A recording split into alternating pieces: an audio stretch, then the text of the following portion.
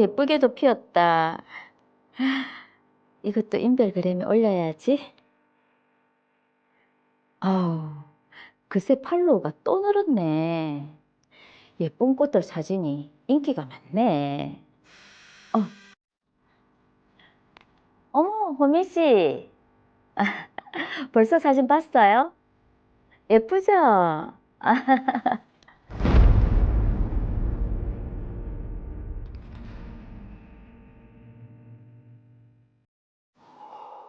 아, 막 요즘 뭐돈 될 만한 거 뭐 없나?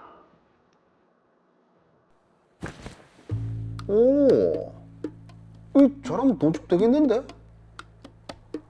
아, 일단 인별그램의 유명한 인플루언서부터 좀 골라볼까?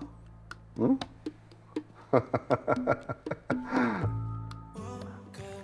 영자 씨, 저랑 남은 여생을 함께 하는 거 어떻습니까? 어머, 호민 씨. 인별그램으로 알게 됐지만 그 순수한 모습에 제가 반했습니다. 제가 남은 평생 책임지겠습니다.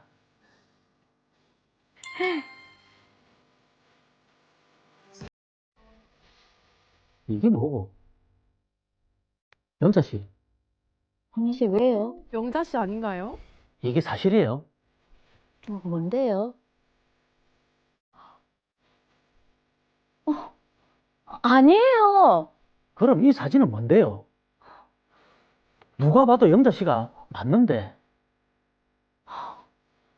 저도 처음 보는 사진인데. 근데 호민 씨, 저 진짜 아니에요. 진짜 아니에요? 네, 하늘에 맹세 있고 이런 일 없어요. 남편이랑 사별하고 쭉 혼자 지냈다고 했잖아요. 그럼 왜 이런 사진이 올라오는 건데요? 저도 모르겠네요. 저 사진은 정체가 뭘까요?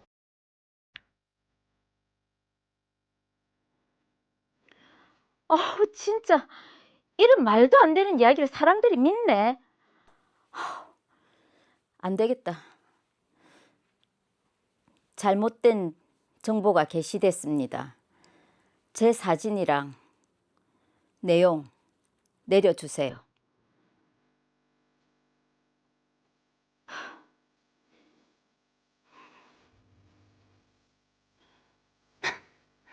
야, 이 드디어 물었네. 에? 이 아줌마가 돈 좀 있는 것 같고 팔로우 수도 많으니까 신상 삭제 조건으로 한 300은 받아야겠지?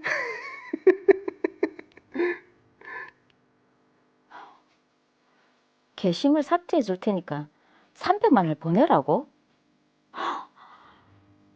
돈을 노렸네요. 영자 씨, 우리 결혼해요. 그래. 그래. 좋은 일 앞두고 깔끔하게 해결해야지.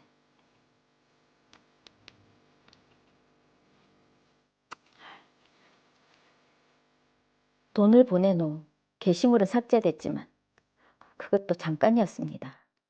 잊을만 하면 계정을 바꿔가면 게시물을 다시 올렸고 입금 요구를 무시하면 신상에 대한 허위 게시물을 박제해 더 많은 이들에게 노출했습니다. 아,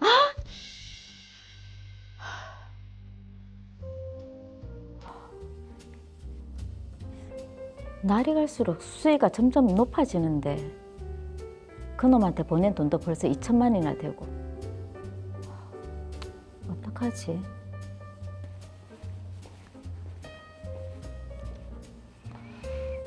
영자 씨, 우리 그만합시다. 호민 씨,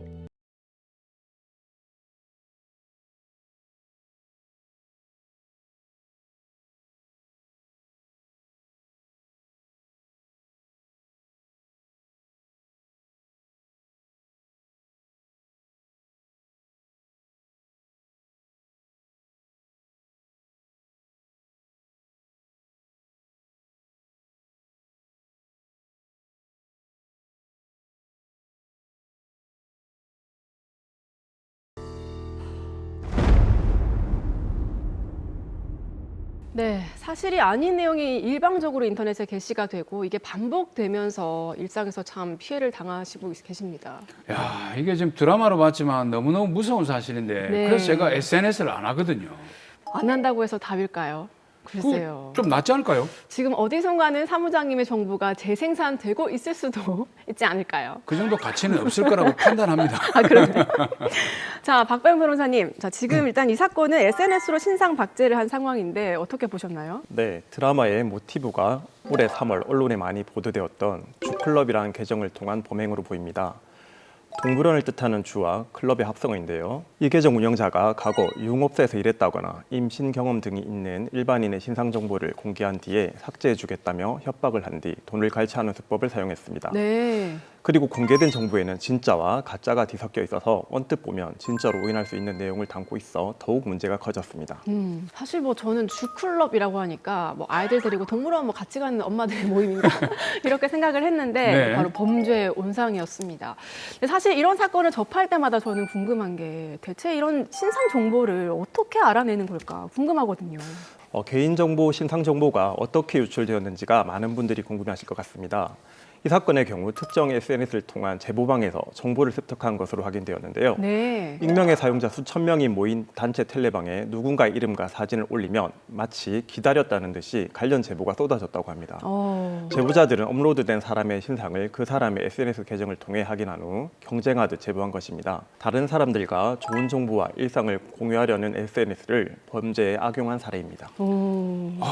진짜 마치 하이에나처럼. 너무 소름 끼칩니다.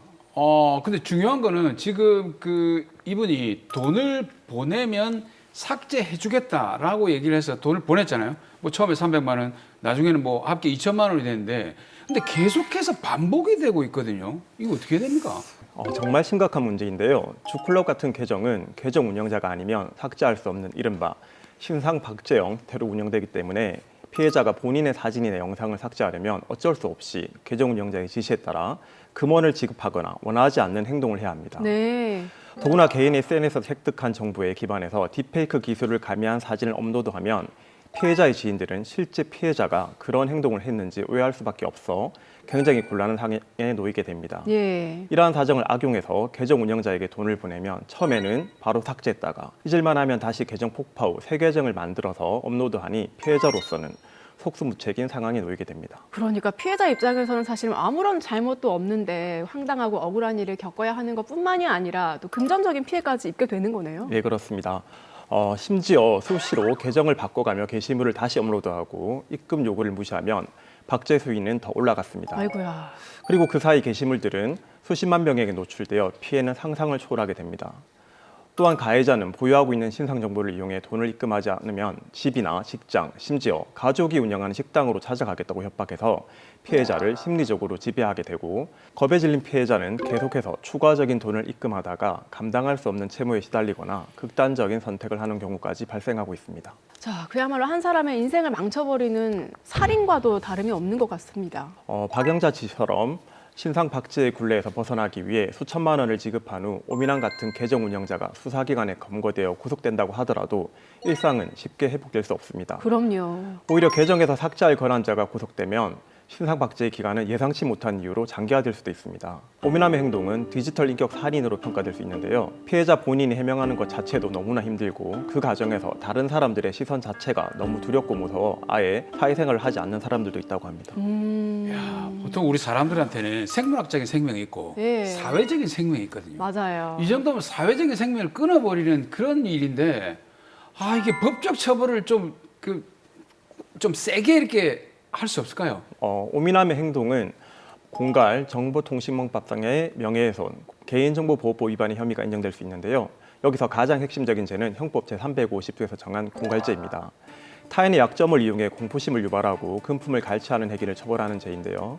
법정형은 10년 이하의 징역 또는 2천만 원 이하의 벌금에 처해질 수 있고, 만약 오민환이 단체를 조직하거나 다수의 위력을 행사했다면 폭력행위 등 처벌에 관한 법률에 따라 가중처벌될 수 있습니다. 네. 자, 그런데 뭐 게시한 사진이 일상 사진이 될 수도 있지만 이게 만약에 성적 수치심을 유발하는 그런 게시물이라면은 처벌이 더 무거워지겠죠. 예, 맞습니다. 만약 공개된 정보에 성적 수치심을 유발할 수 있는 사진이나 영상이 포함되어 있거나 이를 빌미로 협박했다면 성폭력 범죄 처벌 등에 관한 특례법이 적용되어 훨씬 무거운 처벌을 받게 됩니다. 네. 또 신상 정보 등록 및 공개 대상이 될 수도 있고요.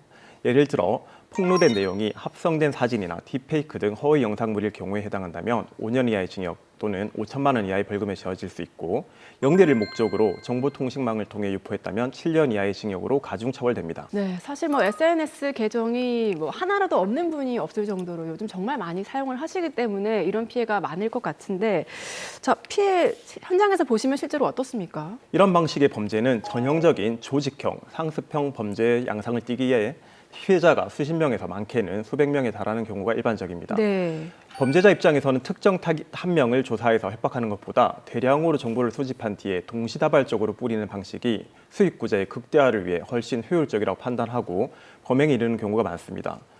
소위 데이터베이스를 확보한 뒤 특정 키워드, 예를 들어 유흥업소, 특정 지역 등으로 엮인 불특정 다수자에게 일괄적으로 메시지를 보내거나 게시물을 올려 반응이 오는 사람들을 집중적으로 범죄의 타깃으로 삼는 것입니다. 네.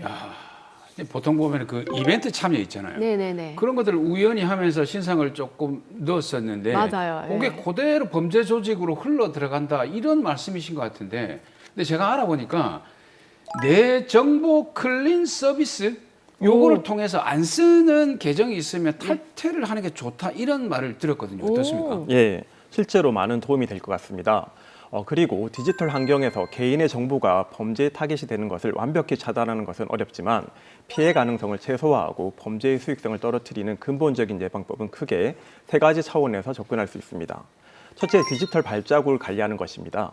범죄자들은 주로 SNS나 커뮤니티에 흩어져 있는 파편화된 정보를 수집해 한 사람의 신상을 재구성합니다. 그러므로 SNS를 비공개로 전환하고 모르는 사람의 팔로우 요청은 수락하지 않는 것이 기본입니다. 네. 특히 과거에 올린 사진의 속의 배경, 예를 들어 학교나 직장, 자주 가는 장소에서 단서가 되는 경우가 많기 때문에 주기적으로 게시물들을 정리할 필요가 있습니다. 자, 그럼 만약에 신상을 공개하겠다는 협박 메시지를 받으면 어떻게 대처를 하는 게 좋을지, 이게 사실은 뭐 당황해서 돈을 보낼 수도 있잖아요. 네. 협박범들이 가장 노리는 것은 피해자의 당혹감과 수치심입니다. 협박 메시지를 받았을 때 대화로 해결하거나 돈을 보내는 것은 가해자에게 이 방법이 통한다는 확신을 주게 됩니다. 오히려 아무런 대꾸 없이 모든 증거를 캡처한 뒤에 대화방을 나오고 계정을 차단하는 것이 1차적인 방법입니다. 그리고 피해자에게도 잘못이 있겠지라는 시선이 범죄를 키웁니다. 피해 사실을 숨기지 않고 수사기관에 신고하는 문화가 정착되어야 가해자가 숨을 곳이 없어집니다. 이런 사건에 연루된 가족이나 지인들이 있을 때 그 사람을 신뢰하고 용기를 줄 수 있는 관심과 배려가 반드시 필요합니다. 네, 일단 이런 사건을 당했을 때는 증거를 수집하고 바로 신고를 하는 게 가장 중요하다는 말씀이시네요. 예, 그렇습니다. 네. 가장 먼저 해야 할 일은 증거 수집입니다. 게시물 캡처, URL 주소, 입금 요청 메시지, 대화 내용 등을 반드시 저장해야 합니다. 네. 특히 상대방의 계좌번호나 연락처가 있다면 수사에 큰 도움이 됩니다. 그리고 방송미디어통신심의회에 신고해서 해당 게시물에 대한 삭제 및 접속 차단 요청을 신속히 진행해야 합니다. 또한 경찰청 사이버수사대에 고소장을 접수해야 하는데 이러한 수법은 조직적으로 운영되는 경우가 많아 신속한 수사가 필요합니다. 네. 마지막으로 형사처벌과는 별개로 유출로 인한 정신적 고통과 명예실추에 대한 위자료 청구 소송을 민사재판으로 진행할 수 있습니다. 그런데 지금 이게 계정 운영자가 어쨌든 붙잡혔잖아요. 그렇다 하더라도 이미 내 신상 정보는 다 공개가 돼버렸고, 그러니까요. 그리고 잘못된 정보가 이미 또 퍼져나가 버렸거든요. 이게 다시 그 피해를 복구한다고 해야 되나? 이게 쉽지 않을 것 같아요. 네, 맞습니다. 가해자가 검거되어 법적 처벌을 받는다고 해도 디지털 공간에 한번 유포된 정보는 낙인 효과, 무한 복제라는 특성 때문에 완벽한 회복이 매우 어려운 것이 냉정한 현실입니다. 특히 게시물에 허위 정보가 섞여 있는 경우 피해자는 명예실추뿐만 아니라 정신적으로도 극심한 고통을 겪게 됩니다. 정말 안타까운 상황인데요. 만약 수사 단계에서부터 적극적으로 피해 규모를 알리고 가해자의 엄벌을 촉구하여 가해자가 얻은 범죄 수익보다 훨씬 큰 대가를 치르게 하는 것이 추가적인 피해를 막는 유일한 길입니다. 네, 정말 내용을 들어보니까 좀 섬찟합니다. 그렇죠. 신상 박제 사건 저희가 살펴봤는데요. 이런 피해를 당하셨거나 앞으로 또 당할 위험이 있는 박영자 씨와 같은 분들께 마지막으로 한 말씀 남겨주시면 좋겠습니다. 가장 먼저 드리고 싶은 말씀은 당신의 잘못이 아니라는 사실입니다. 과거의 이력이 무엇이든 혹은 그것이 사실이든 아니든 누군가의 사생활을 무기로 삼아 금전을 갈취하고 인격을 파괴하는 행위는 명백하고 추악한 범죄입니다. 범죄의 화살을 본인에게 돌리며 스스로를 탓하거나 고립시키지 않으셨으면 좋겠습니다. 지금 느끼시는 그 막막함과 두려움은 가해자가 노리는 가장 강력한 무기입니다. 하지만 기억하십시오. 당신은 결코 혼자가 아닙니다. 우리 사회 법과 제도는 이러한 비겁한 폭력으로부터 당신을 보호하기 위해 존재하며 수사기관과 전문가들은 이 사슬을 끊어낼 준비가 되어 있습니다. 당신의 용기가 또 다른 피해를 막는 시작이 될 수 있습니다. 부디 용기를 내어 전문가와 상의하시고 하루빨리 평온한 일상을 되찾으시길 진심으로 기원합니다.